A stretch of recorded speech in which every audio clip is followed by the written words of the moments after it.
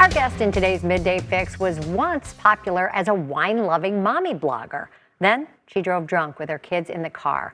A new book now details her journey to sobriety. It's called Drunkish: Loving and Leaving Alcohol.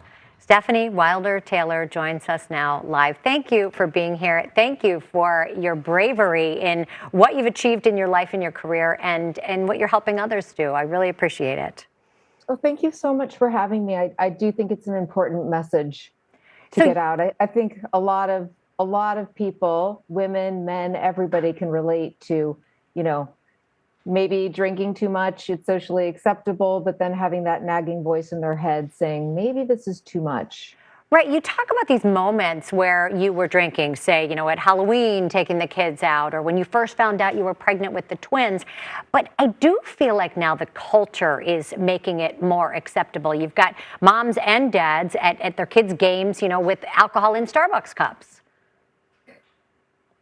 Absolutely. And I think what's so tricky about that is it's so easy to tell yourself that what you're doing is fine, even if you have that nagging voice saying, I think I drink too much. I'm starting to drink every single night. I'm starting to always be the mom at my kid's game with wine. I'm starting to really depend on it because it's so acceptable right now.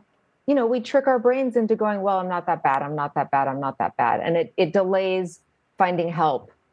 And I think the next question then begs, you devote this one chapter to, a question I think a lot of people struggle with, and that is, do I have to stop completely, or can I just cut back? And in many ways, you describe the fact that, for certain people anyway, cutting back is actually harder.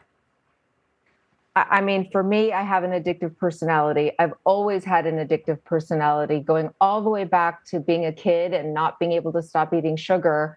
I'm somebody who is compulsive. But of course, I didn't just quit drinking all of a sudden. I did struggle with that. I did try to cut down. I did try to keep it to only 2 drinks a night, only drinking on the weekdays, only drinking on the weekends. I did that game for years. And it wasn't until, I made a really bad decision after I'd been drinking, and I did drive drunk. And I needed that bad decision to make it clear to me that I'm just not somebody who can drink. And obviously I can't cut down. So I think that, if it took that for me to quit altogether, I'm happy it happened. But it's that commonly accepted notion of what alcoholism is that kept me from quitting for so long. For others who haven't had that moment that, I've driven drunk or something, being sober is, I think, sobering for a lot of people. They think, I may not be as fun. I may not be as vivacious. I may not have as much fun. For you, you had a job, a blog that was based on being, a mommy who drank wine. So how do you make that decision outside of a real eye-opening moment? I think that first you have to realize that you're not alone, that so many people struggle with this. I think that's the biggest barrier for people to actually try getting sober. I have a feeling that a lot of people participated in Dry January and realized it was very difficult and they couldn't do it.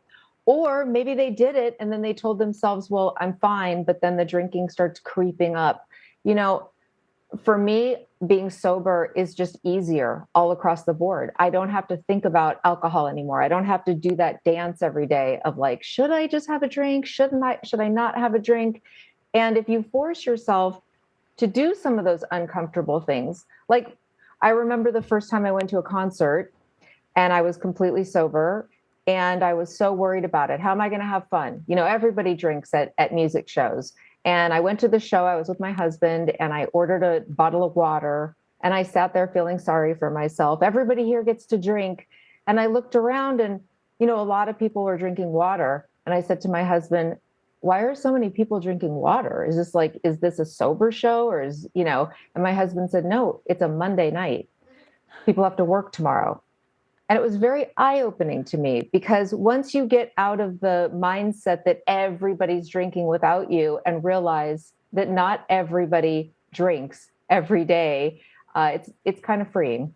And I think that's really the difficulty for a lot of people when you think about, oh, St. Patrick's Day is coming up or this is coming up. You learned a great deal in recovery, and I know you've got some great advice in the book, and your story is really profound. I appreciate you sharing it with us, and we'll tell our viewers that if you want more information, you can check out social media or StephanieWilderTaylor.com. We'll have information on the book on our website at WGNTV.com/midday. Stephanie, thank you so much. Thank you so much, Dina.